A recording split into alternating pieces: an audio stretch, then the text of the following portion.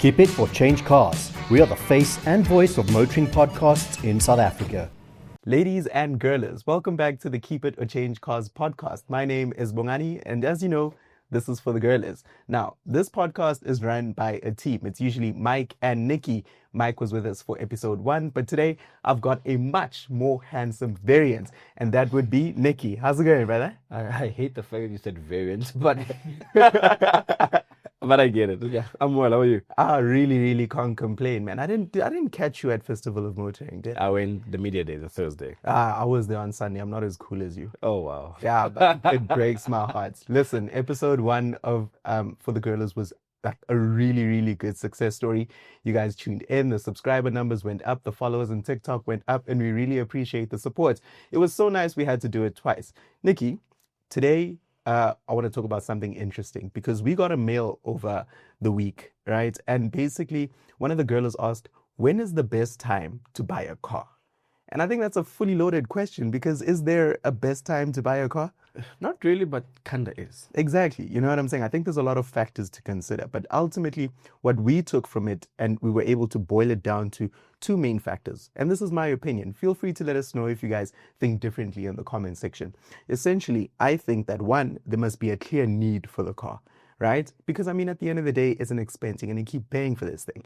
And secondly, you should be able to afford the thing. Because like I said, it's an expense. And as nice as it may be in the first maybe month or 2 or 3, you're going to end up paying a whole lot. So what I want us to talk about on today's episode is affordability, buying your car, financing your car, and the things you should just look out for when getting into your first car, especially if you're not buying it cash. And if you're able to afford to buy a car cash, please give us some of that money. I would appreciate it very much. Nicky, have you financed the car before? No, I haven't financed the car. We buy cash this side. Oh, sorry. This is why I say he's the better one. So unfortunately, I have financed a car. I'm financing one right now. And you know, when you get to the dealership, there's a whole bunch of paperwork that you have to go through. And to be quite honest, as much as I love cars, not even I know what the heck is going on in some of that stuff. I could have given these guys my soul and I wouldn't have known it, right? But Nicky, if, let's say, for example, I want us to role play here. Let's say I'm a dealership, right? And you are a girl looking to buy a car. We're going to run through what the process is going to look like. What car would you like to buy, Nicky? Okay, let's put it like this. Let's say Suzuki Swift. I love the Suzuki Swift. So let's say Suzuki Swift For The Gurlas. I think that's a very decent car. How much do they go for these days? 400? No, that's a lot actually. Is that a lot? Yeah, it's quite late. It's looking at like 220, 260, depending on the specification. So we can just say let's keep it at 250. Okay, let's say 250. Yeah. Nicky, you're a girl. Do you have 250,000 rand to buy a car from me right now? No. You don't have 250,000. Yeah. But is that going to stop you from getting a car from me? No. No. And that's the beauty of finance. So essentially, Nicky, let's say you've saved up, I don't know, 25,000 rand, 10%, right? Nicky would then come to my dealership and be like, hey, I really like the Suzuki Swift and I'd like to buy it from you, but I only have 10%. And I, as the dealership, will be like, well, we have this beautiful thing called financing. Essentially, what I will do is I will take your personal information and send it through to the bank to apply for a loan, right? And the bank will buy the car on your behalf.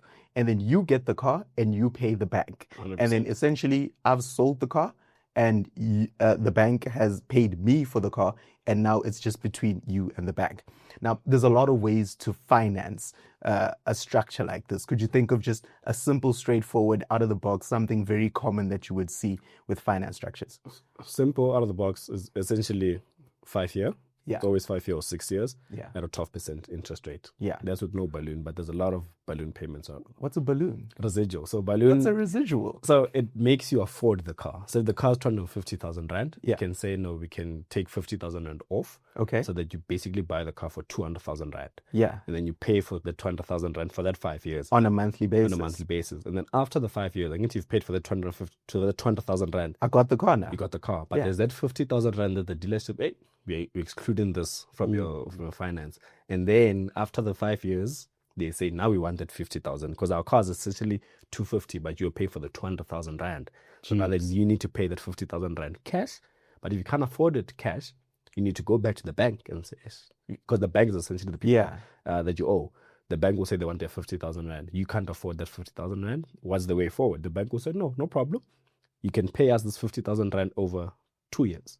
And then you refinance that 50,000 and you maybe pay 2,000 Rand every month for that 2 years. So instead of paying 5 years for a car before you own it, you end up paying for like 7 years. Geez, Nicky, listen, I'm no financial analyst, but that doesn't sound like a good deal to me, to be quite honest. I'm very against it. It doesn't make sense for me personally. There's other people that do. Unfortunately, if you have taken a residual or balloon payment, you're watching this, unfortunately, not in a bad way, but it puts you in a car that you can't afford, essentially. And I live by this thing where if you're looking at buying a car, and this goes back to what you're saying earlier in terms of affordability. Yeah. When you're making money and you're earning, and you want to buy a car, like you said, there's no right time to buy a car. Yeah. So choose the car you want to buy before you even think of like going to get it. Look at the car, 250,000 Rand. Yeah. Look at how much money you make a month. Yeah. Then after deductions, look at that. And then the perfect time for you to buy the car is if 30% of your salary goes to the car. Then for me, I look at it, you can afford it because you still have 70% of your salary to do other things. Yeah. But once it's above 30% going to 50%, then you're in a tight spot because you can own the car, get a flat tire. Ooh. Those are things you need to pay for. Now, those small things, like there's a lot that goes into buying a car. Yeah. Okay, cool. I really appreciate the way that you broke it down. So in simple terms, just to make sure I understand this correctly, there are 3 parts of it. There's the deposit you pay at the beginning to reduce the amount that you'll be financing. Yes. And then there's the actual amount that you'll be financing. And optionally, you can take a residual or a balloon, which is a lump sum that's taken away from the amount that you'd be financing that you have to pay back at the end of the term. If you have the cash at the end of the term, you pay back the lump sum. If you don't have the cash, you finance that again, and then you keep paying for extra years. 100%. In my honest opinion, I don't think residuals are a good place to go. But now, here's something I actually want to talk about. Shopping for a good deal is a huge factor that people often overlook when buying a new car, right? Essentially, you're taken up by the excitement of the car and you take the first offer that you can get. Yeah. ChangeCars has a really cool tool that can help people out. So now let's say, for example, I'm the girler in this case, and I approach a Suzuki dealership and I say, I would like that Suzuki Swift. Could you tell us about Beat My Quote and how that could help me get a better deal? So essentially, let's just say you're buying a Suzuki Swift brand new. Yeah. That Suzuki dealership gives you a quote, 250,000 Rand. You take that quote and then you were like, no, but I heard Nicky and Bongani speaking about ChangeCars. Yeah. You go and ChangeCars, you look. The Suzuki you went to is not on the ChangeCars website, but you have their quote. You can actually reach out to Michael. There's numbers on the screen right now. You can reach out and say, hey, guys, I went to the Suzuki dealership. They offered me 250,000 Rand for this vehicle. But you guys said, does this beat my quote? How does it work? Obviously, Michael will break it down for you, tell you, yes, we can beat that quote. So instead of buying that vehicle for 250,000 Rand through ChangeCars, you can end up buying that vehicle for less. Yeah. So that's one aspect that it works at. Okay, I think that's actually pretty neat. That's some general consumer advice for you guys. If you're looking for buying a brand new car, Beat My Quote is essentially a tool that can guarantee a cheaper vehicle of the same quality, of the same condition. Keep that in mind. You see, Nicky is not just handsome, he's smart too. I'll tell you everything you need to know. Right, Nicky. I think that was actually some very useful advice. If anything, you mentioned something that caught my eye. You said the cost of your car should be no more than 30% of your monthly income. Yeah, for me, that's how I live by. Yeah. Is that including insurance? Yes, if you want to live comfortably. Yeah. Like if you really want to live comfortably and you want to, remember, cars is expensive. So if you want to live comfortably, even after having a car, that 30% must cover essentially your monthly payments and your insurance. If we're pushing it 40%, your salary half of your salary shouldn't go to your car.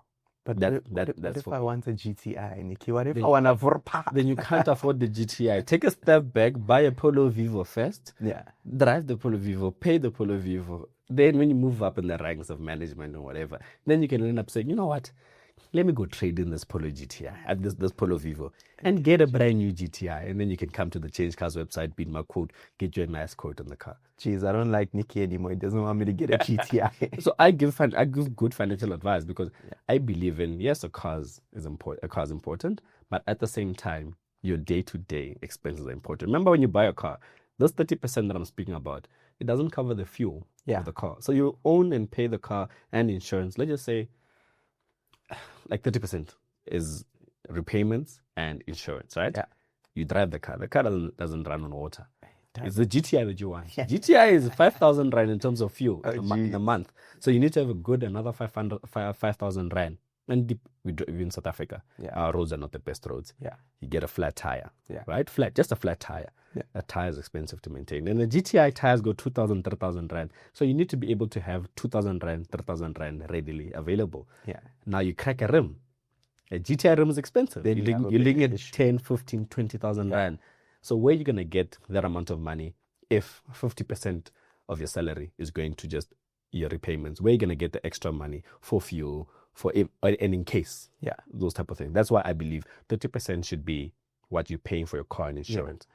Okay, cool. And I think that just brings us to the last bit that I want to chat about before we end off this segment, right? You were at Festival of Motoring and you did the media day. I was there on Sunday, and I know Mike is going to cringe when he hears this next part when he watches it later. Okay. But I was at the Tata stand, right? And as I was at the Tata stand, essentially, I was looking at a bunch of the different cars that they, had on show. They recently launched them. We spoke about them, I think, the last time I was on the show. And two cars caught my attention, right? The Tiago and the Curvv. Are you familiar with the Tiago and the Curvv? No, unfortunately, So not. the Tiago is this adorable little subcompact hatchback, right? It's got a digital cluster. It's got an illuminated Tata logo. You've also got an infotainment screen and everything. Something really tiny, a competitor to the Renault Kwid and those likes. But, it looks quite premium. How it drives, I'm not sure yet. I haven't driven it. I was in the Curvv around the track. How much would you guess that Tiago goes for? Just off the top of your head, based on what you know about that segment. I could have said compared to the Kwid, I'm going to say 200,000 rand. Cheaper. 180? 185,000 rand for a brand new Tiago. Listen, this is not me telling you that it's the best car in the world. Make no mistake. But we're seeing an emergence of super affordable cars coming out of East Asia, coming out of China. And I think that's something that's really exciting, right? People are quite spoiled for choice. Do you know about the Curvv? The Curvv is, I think it's the one that you showed me a picture. That good-looking one, right? Yeah. It's got this lovely Bordeaux leather. You've got wireless charging, the works, everything. How much do you think that one costs? Because the Tiger got me by surprise, I'm going to say 400,000. Nope. Oh, less. I'm serious. No ways. Okay, how much? I could have sworn it was sub 300,000 rand.